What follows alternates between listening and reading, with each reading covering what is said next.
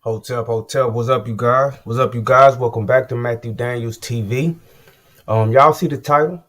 Sheriff Robert Burby bragged about refusing to hear complaints of citizens. Now, Robert Burby is a sheriff now, but I will be talking about him refusing to hear the complaints of citizens while he served as the police chief of Texas City, Texas.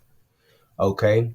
And it's not going to be me saying that he refused to hear the complaints of citizens. It's going to be another police chief, the Lamarck police chief saying it. But before we get to that, family, let's make this thing make sense. Okay. I want to introduce y'all to Burby and my book Big Game Hunting. For those of you who don't know, Big Game Hunting by Matthew Daniels. You have to get the book. I'm telling you, you've never read anything like it, and it's all true. And as time goes on, you are going to see this book in more and more places. You are going to hear this book being talked about in more and more locations. This book cannot be avoided. This book is being investigated right now as we speak. It is being looked into to see if the things that I said is true. Now, what am I talking about in the book Big Game Hunting? I'm talking about the fight that me and my brother led against corruption within the Texas City Police Department. Now, in this video, I'm going to show you how while we were trying to combat the corruption within the Texas City Police Department, we encountered a police chief who utterly refused to hear our complaints, even though our complaints were legitimate and legitimately filed through the proper channels. Look at this. Let me introduce y'all to Robert Burby, the man who enacted the program that my brother and I were fighting against. Look at this. Police. Texas City Task Force making neighborhoods safer. That's the title. They say a task force aimed at curbing street level crime is making neighborhoods safer. Texas City Police Chief Robert Burby said. So that title came from Burby.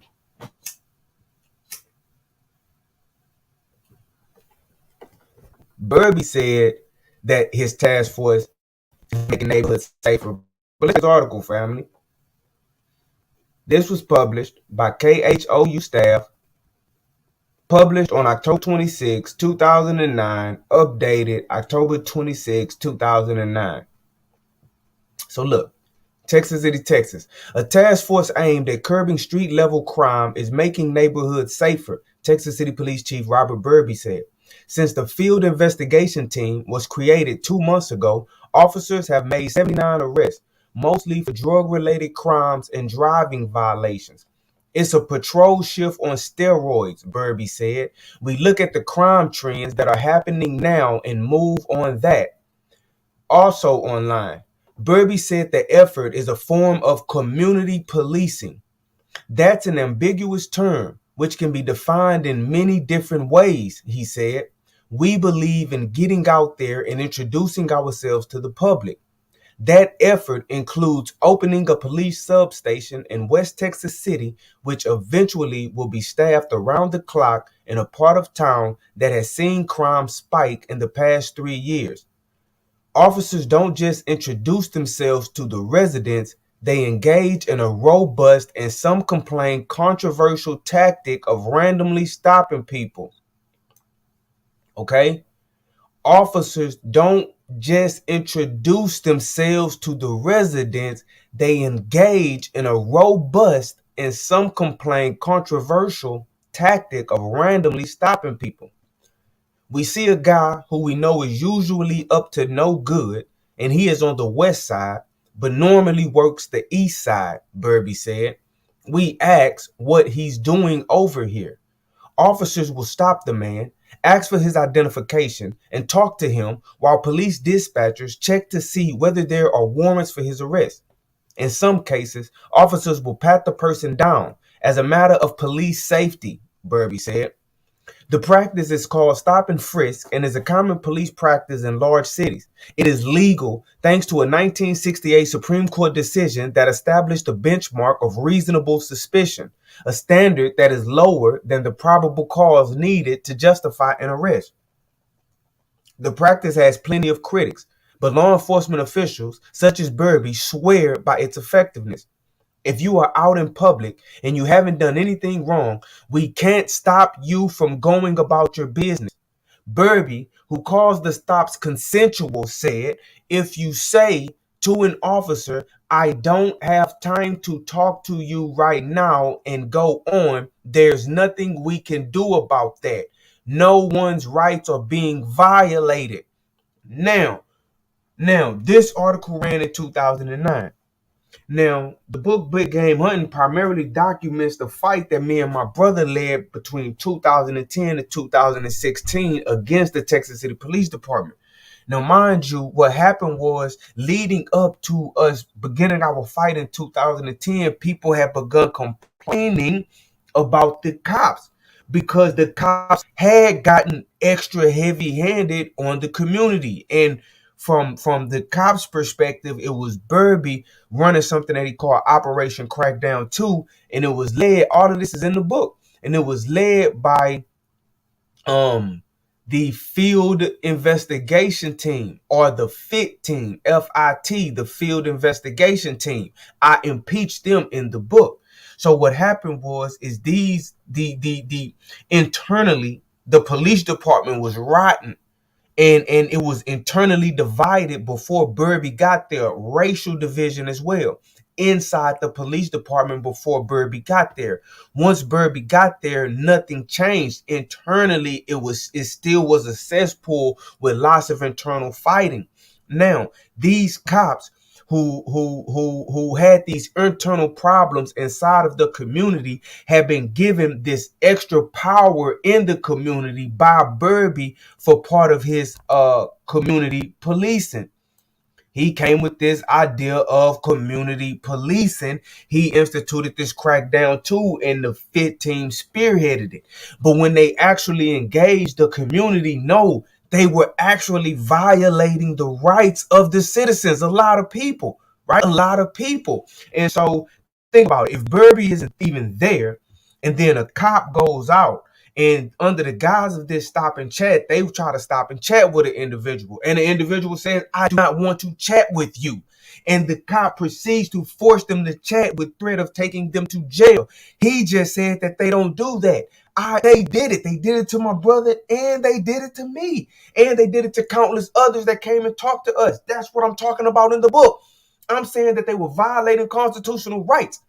That's one of the main things I'm talking about.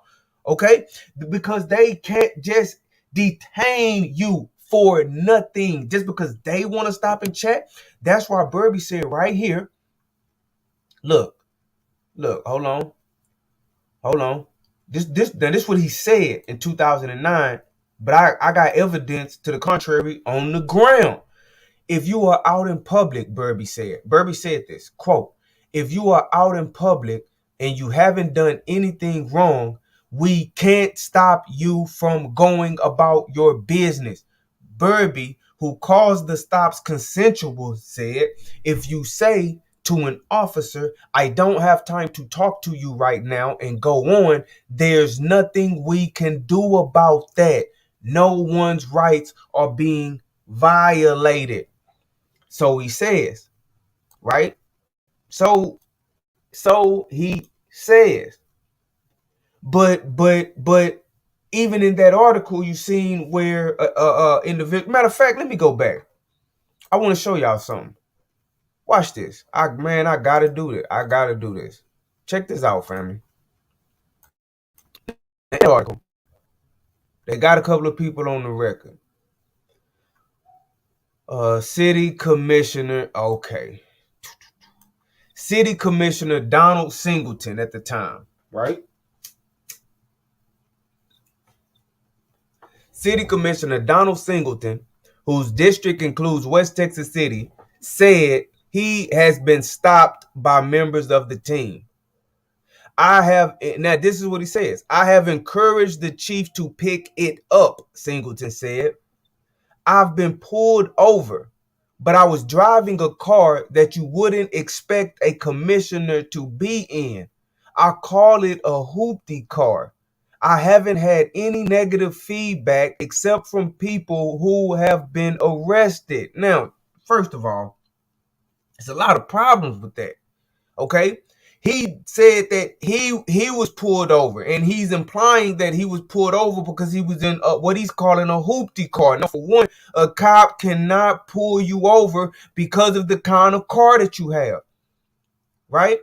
What if you just can't afford a car that's fresh off the lot? What if you down on the luck and it's the only type of car that you can get that can take you to work so you can get you a check and pay your bills and take care of your family? What at least you're not walking. How probably but well they pulled me over, but I was in a hoopty car. Wait, being in a hoopty car is not a crime. Listen, if a cop is pulling you over because you are in what they believe is a hoopty car, they violate your constitutional rights, City Commissioner Donald Singleton. That's what they just did to you.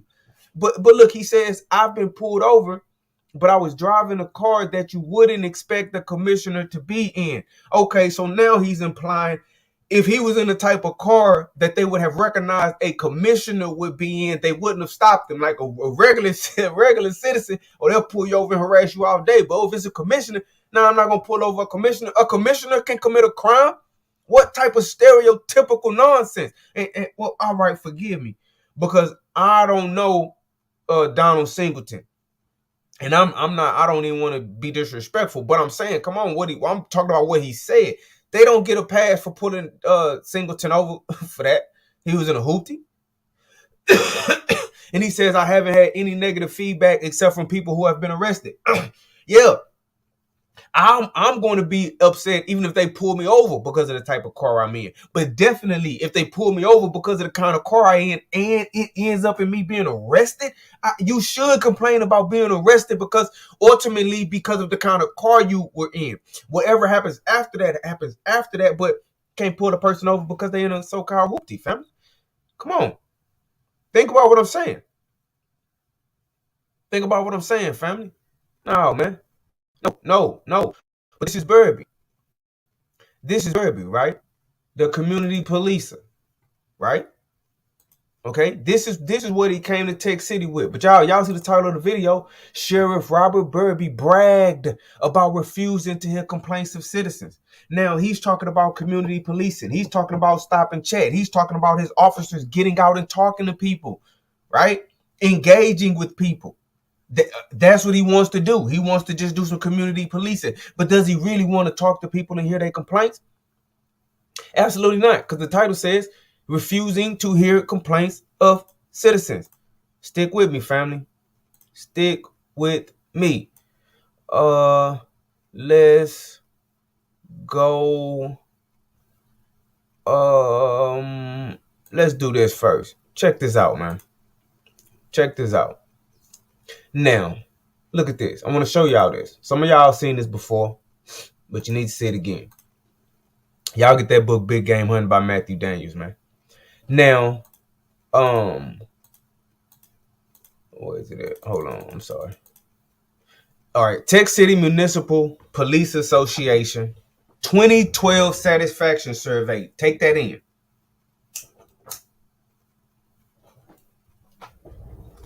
Now, in 2009, I just showed you the article where Burby was talking about making neighborhoods safer with his community policing. 15. Stop and chat. They not violating nobody's rights, he said. 2010, me and my brother, we say we had enough. Enough of the community was coming complaining to us. We had valid complaints of our own. 2010, we start applying that pressure. We start going on the offensive. We start fighting back.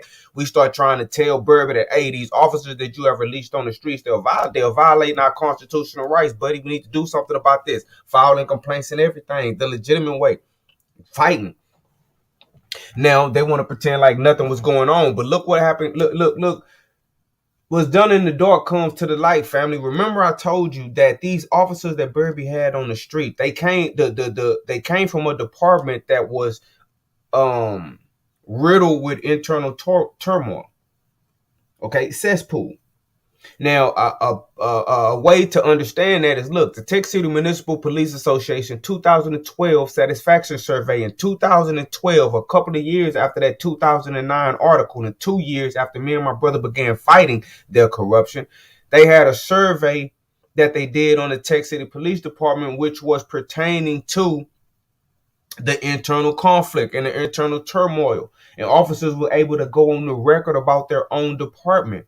And they were able to echo some of the things that me and my brother were saying. Look, areas of concern, low morale. It was low morale. Cesspool, perceived favoritism. Cesspool, loss of manpower on the streets. Excessive internal affairs investigations. Cesspool. You feel me? Look, I ain't gonna stay on this too long. I've done a video on this before, but I just want to show y'all.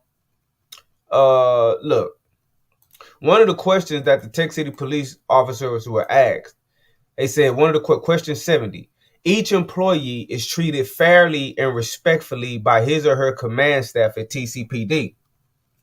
So they're asking Tech City Police Department officers if each employee is treated fairly and respectfully.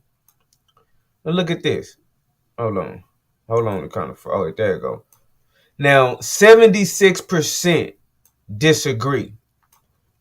That means 76% of the Texas City Police Department officers that participated in this survey believes that they are not treated fairly and they are not treated respectfully by the command staff. So if the command staff won't treat them fairly and respectfully, what makes you think they'll treat the citizens fairly and respectfully? Right? Look, hold on. Now this one crazy. I want to highlight a couple of things. Look, question 28. I believe that trust within the department is very high at TCPD. 88% disagree. Now, they also were allowed to write down comments, right, where they actually impeach the fit team. Okay, so we see that, just like I said, the Tech City Department was a cesspool at the time. Personality conflicts and egos are serious problems at TCPD. 94% agree. This in 2012. Politics, TCPD politics or favoritism dictate promotions and new positions. 77% disagree. It's not what you know, it's who you know. Boys Club. Now, if they're treating their fellow officers like this, right? If they're treating their fellow officers like this, how do you think they're treating the individuals on the street, right? So again, you have a department in turmoil. You have a administration that the regular cops are saying is full of ego or vindictive or retaliative. They are retaliative. They try to retaliate on people who have a difference of opinion than them, right? They're basically calling them bad people. And so they're even calling some of their fellow cops bad people and bad cops, saying that they are violating policies and possibly breaking laws. Cops are saying this. And so then, so that lends the credibility to what I'm saying about what happened was in the street, especially with some of this newfound power. They did violate the constitutional rights of the citizens. That's exactly what they did, and they must be held accountable. We cannot continue to pretend like that was just that all of that was just good old police work. That was not no good old police work, family. That wasn't no good old police work. Was not no good old police work. You feel me? So Burby, the walls are closing in, but really you need to just do the right thing, man. You need to just do the right thing and say, you know what? This is what Burby needs to say. You know what? Some of my officers got out of hand.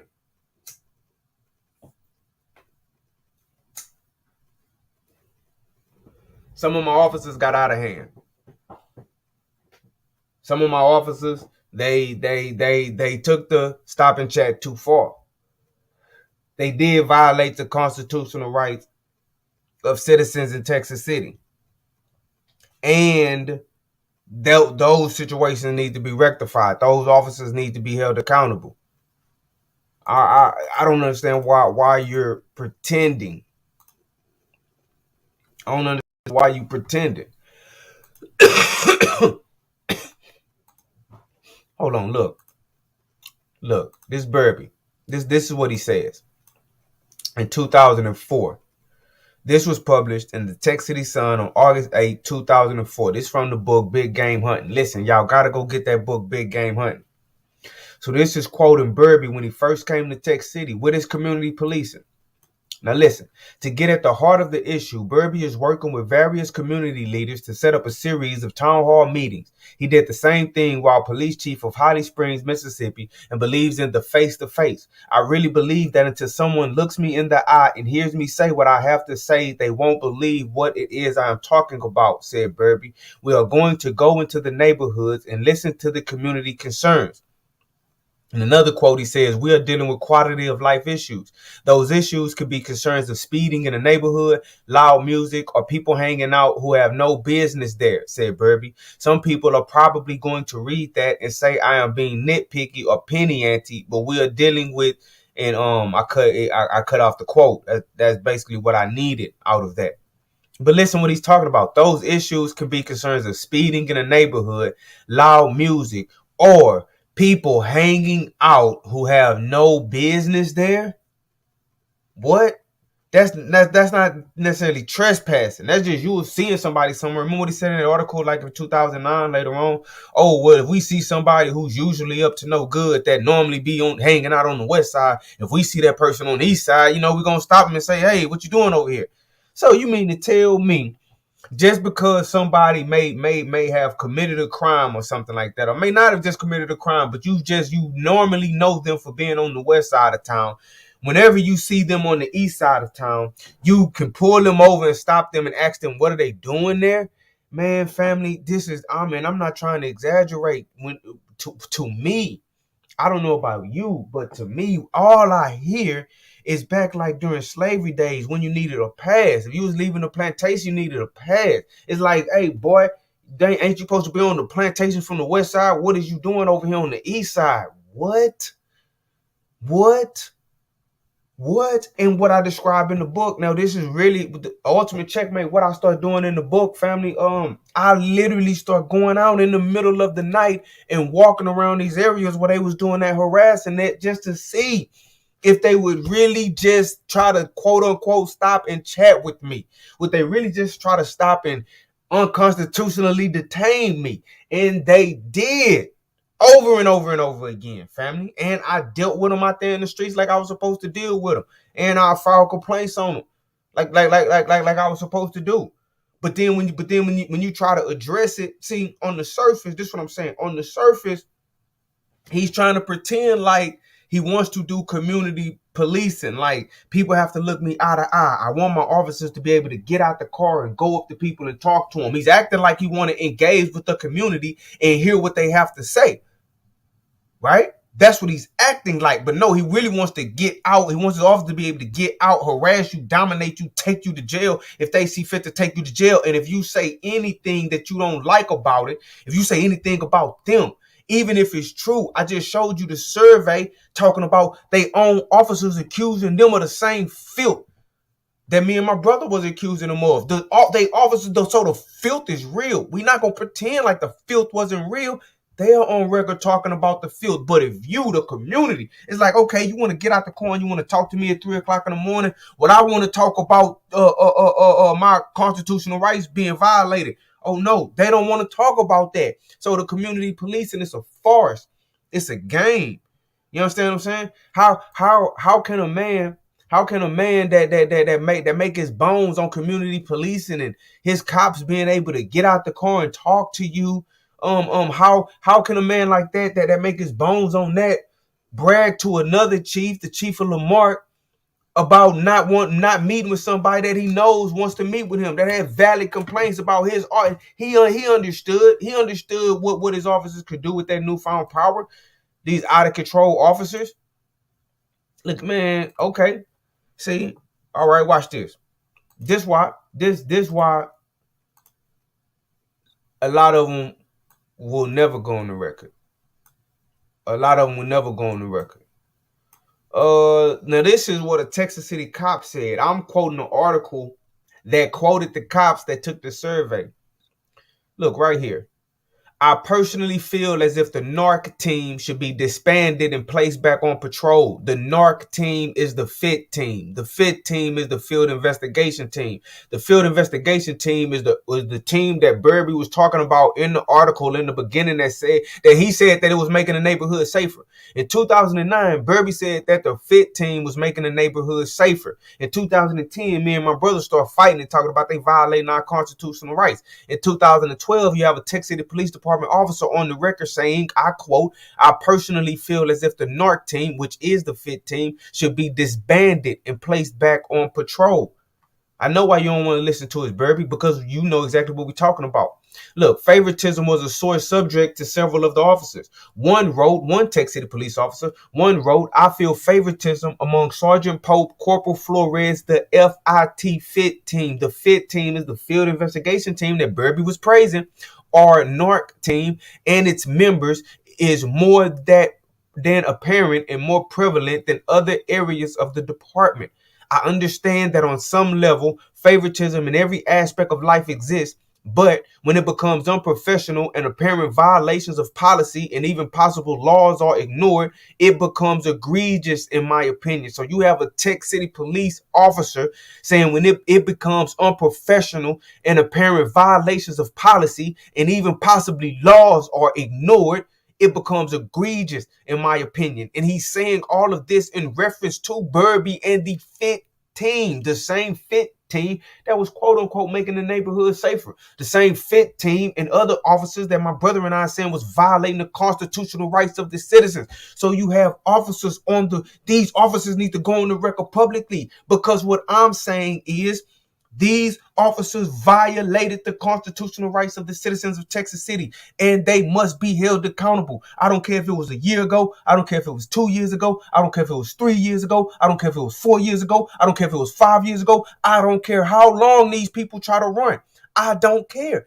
I do not care how long these people try to run, because I know that I am telling the truth. And there are Texas City cops who are on the record saying the same thing. So listen to me, family. We got to get a copy of Big Game Hunting in every single home. If we have cops on the record about this, then the community needs to be made whole. This is not something that's made up. But watch where I'm going with this. Remember the title. Sheriff Burby, who was then Texas City Police Chief Robert Burby, brags about ignoring or refusing to hear the complaints of citizens. Now, the community policing guy, the guy that really want to get face to face, he really want to hear your complaints. He want his officers to get out and talk. They want to talk to you so bad. They're not gonna wait till you commit a crime, family. They want to be your friend so bad. They want to hear from you so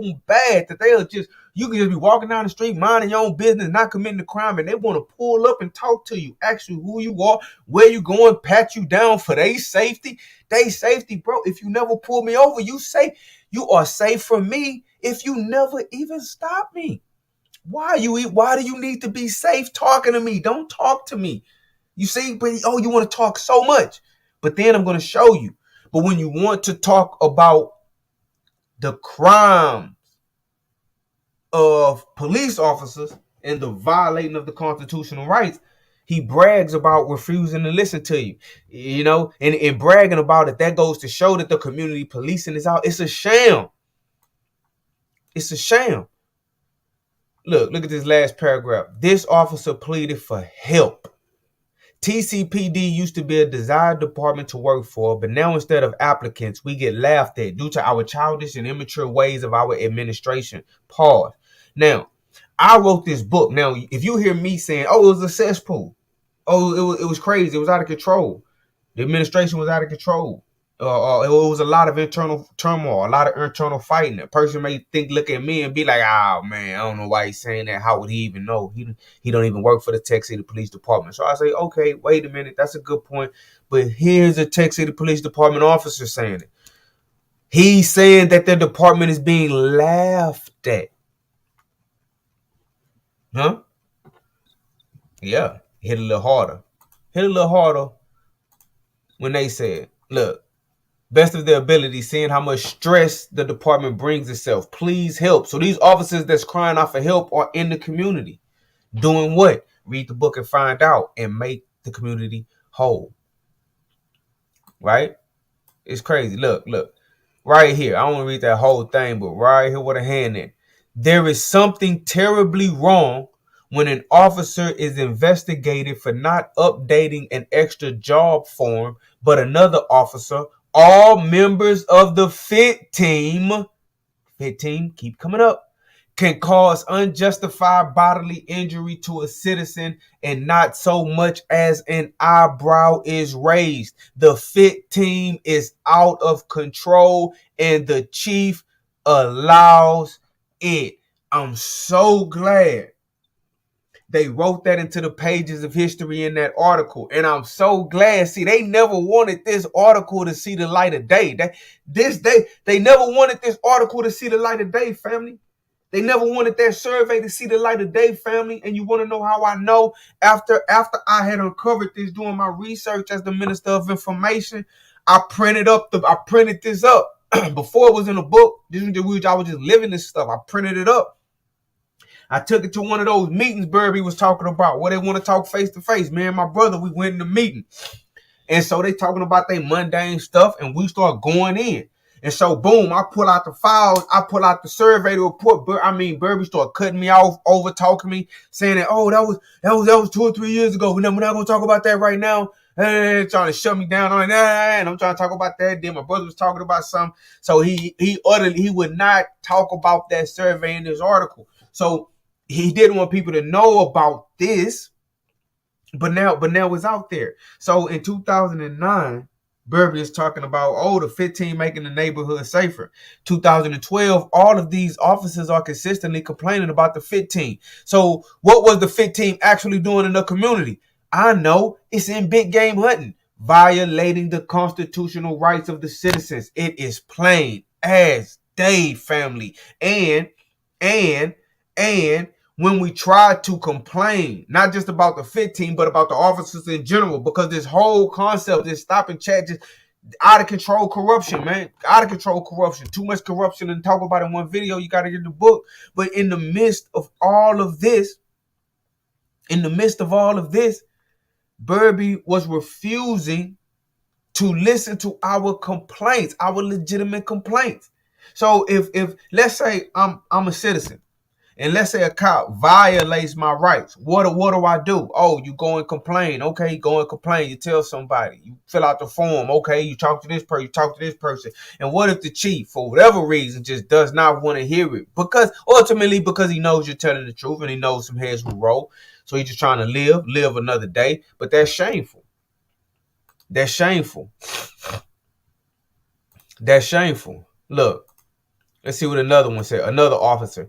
One of them wrote, a Tech City police officer, "I am scared to do my job because our administration, the chief, Captain Stanton, Captain Clements, and Sergeant Pope are vindictive and retaliate against those that have differences of opinions against their views. They play favoritism, and the narc fit team can do no wrong.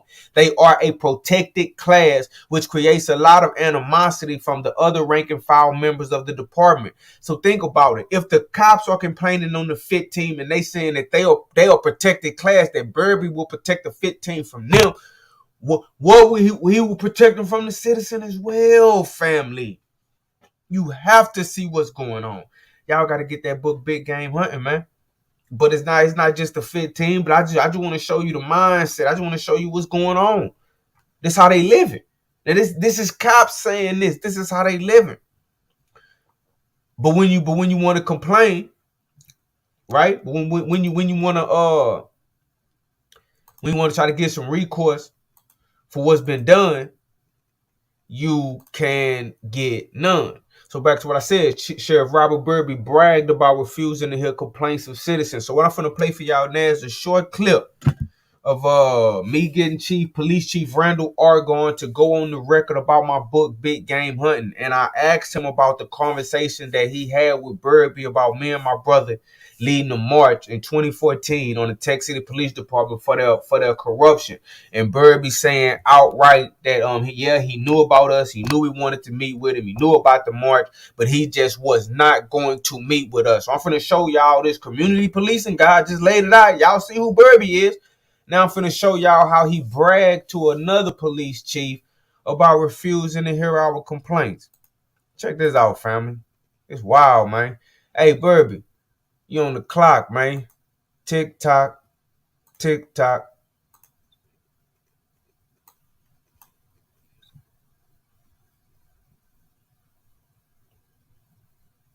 Okay.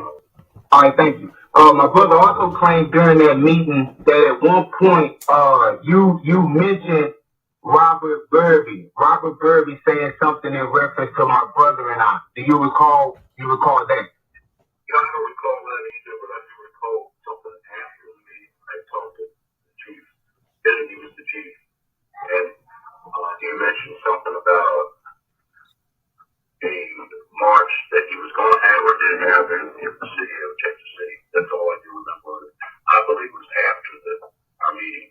You asked him. A march that he led or a march that me and my brother led? A march that either you and your brother or just your brother was, involved with in Texas City. Okay. I do recall that.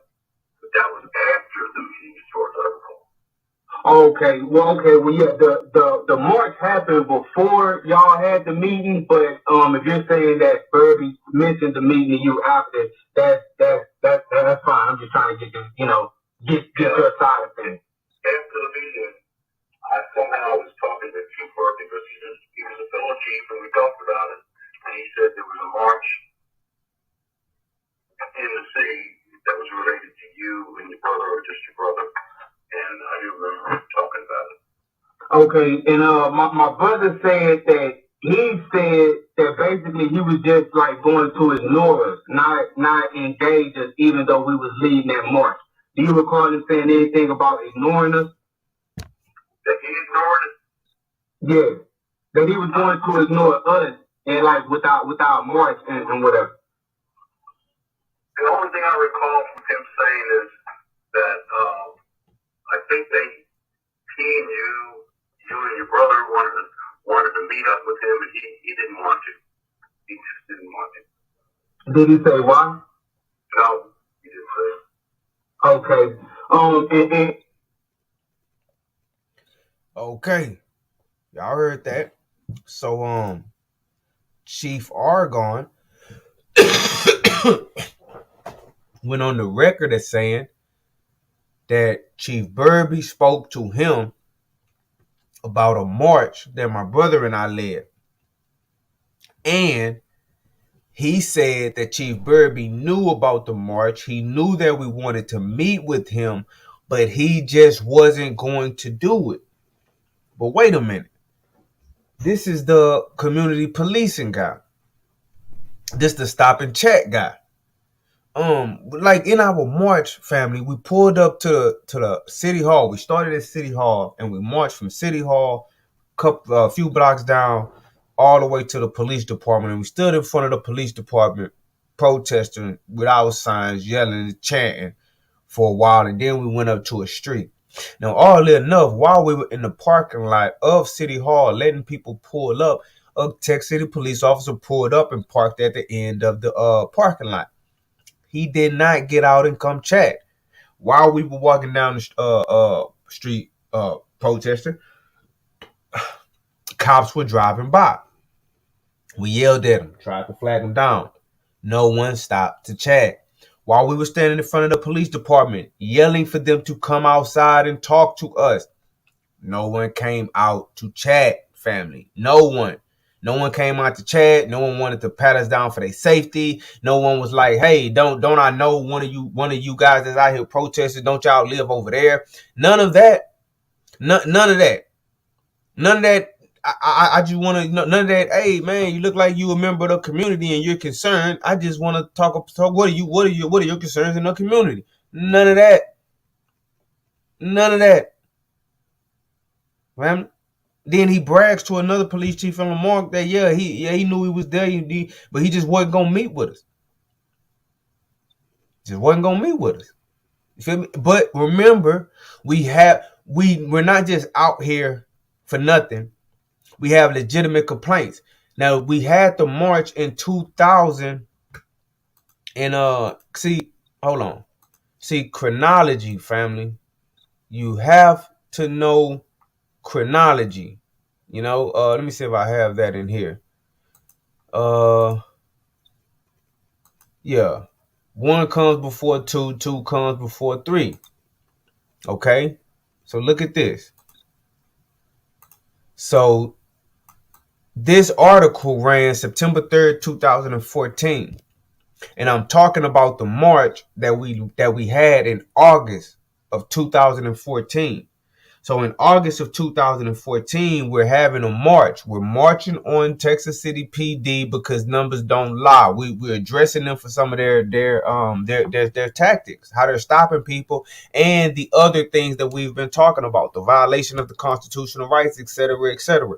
Now, at this time, we already have formal complaints filed with them on several officers, mind you, for some of the same stuff that we're talking about.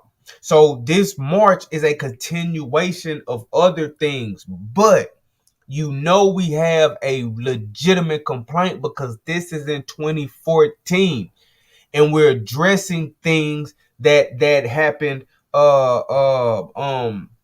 prior to that led up to 2014. And so I showed you in 2012 the survey came out. The survey and the article came out where everyone is bashing the FIT team and talking about the internal turmoil in the Texas City Police Department. They're doing that in 2012, family. And the book starts, Our Fight Against Corruption began in 2010. So in 2010, we began fighting corruption in Texas City. In 2012, this survey takes place where you have cops going on the record about the same stuff that we have been saying for the past 2 years. Now in 2014, after not getting any kind of recourse for the things that we have been saying, even though it was all proven to be true because cops echoed our exact sentiments, even though it was proven to be true. When the cops admitted it, all right, it's proven to be true. Now we have to rectify what we did. Now we have to make whole the community that we harmed. They never made whole the community and tried to just walk off into the night. But man, my brother in 2014 was like, no, you must be held accountable for your crimes. You must. We lead a march and we just see that even with all of this, even knowing the cesspool, even in 2014, he's bragging to the Lamar police chief that he's refusing to talk to us. He's refusing to talk to us about this. That's fine. That's fine. Hold on. Let me stop sharing for just a second, family. I think I got something. I'm going to go look and see if I got something. Hold on. Let me see. Did I download it? No, I don't think I did. But yeah, we have complaints on the record. So it's just funny, man. That Sheriff Robert Burby, the community policing guy, would brag about refusing to hear complaints of citizens. Yeah, man. What we're gonna do? We're gonna keep continuing to get people to go on the record. We're gonna continue to build this narrative. I know if you read the book, you know exactly what I'm talking about. But if you haven't read the book, I know See, it's a lot of moving parts to this story. There's a lot of names. There's a lot of narratives. What I'm talking about is events that unfolded over several years. So I have to put the puzzle piece together. But piece by piece, you are going to begin to see the bigger picture. Why would this community policing guy, this stop and check guy, this get out the patrol car and walk up to people and talk to them guy, let you have a march and then brag about nobody coming out to talk to you while you have the march. But no, in the middle of the night, they'll definitely stop you and harass you, and there's complaints about it. Why would you harass me in the middle of the night, but you won't face me in the light of day? Why would you harass me in the middle of the night, but you would not face me in the light of the day? Got to be held accountable for your crimes, man. I know people want to just let enough time pass. No amount of time can pass. No amount of time can pass. And I haven't even told the full story yet. Big game hunting, that's just getting you prime ready. Y'all know. You know. Come on, man. Come on, man. No, it's no way. It's no way y'all can get away with that. You can't get away with that. Not what you did. You cannot get away with what you did. Life is a precious thing. Okay, life is a precious thing. You endanger someone's life, man. That's crazy. You shouldn't do that. You should not do that. But Sheriff Robert Burby bragged about refusing to hear complaints of citizens. I'm going to roll that beautiful beam footage one more time of Lamarck Police Chief Randall Argonne saying that Burby admitted to his whole plan being to ignore us about our march, that he knew we wanted to meet with him, he just wasn't going to do it. And then we're gonna end this thing, man. But I want to play that one more time. This one for you, Burby. Just make it right and go on about your life. Okay. All right, thank you. My brother also claimed during that meeting that at one point, you mentioned Robert Burby. Robert Burby saying something in reference to my brother and I. Do you recall? You recall that? I don't recall that either, but I do recall something after the meeting. I talked to the chief. He was the chief, and he mentioned something about a march that he was going to have or did have in the city of Texas City. That's all I do remember. I believe it was after our meeting. You asked him. A march that he led or a march that me and my brother led? A march that either you and your brother or just your brother was, involved with in Texas City. Okay. I do recall that. But that was after the meeting, as far as I recall. Okay. Well, yeah, the march happened before y'all had the meeting, but if you're saying that Burby mentioned the meeting to you after, that's fine. I'm just trying to get this, get your side of things. After the meeting, I somehow was talking to Chief Burby because he was a fellow chief, and we talked about it. And he said there was a march in the city that was related to you and your brother, or just your brother. And I do remember talking about it. Okay, and my brother said that he said that basically he was just like going to ignore us, not engage us, even though we was leading that march. Do you recall him saying anything about ignoring us? That he ignored it? Yeah, that he was going to ignore us and like without march and whatever. The only thing I recall from him saying is that I think he and you and your brother wanted to meet up with him, and he didn't want to. He just didn't want to. Did he say why? No, he didn't say. Okay. Okay, there you have it. There you have it. And that's also big because, like I said, I put that in the book. That Argonne told my brother that Burby said that.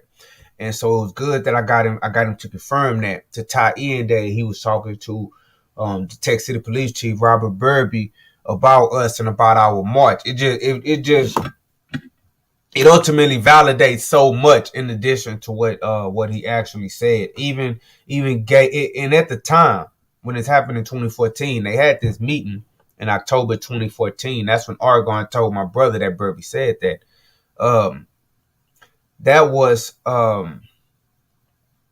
that let us know how Burby was thinking about us. We knew he had to be aware of us, but we had no way to gauge what he was thinking as far as how he would respond or react to us. We knew he was ignoring us, right?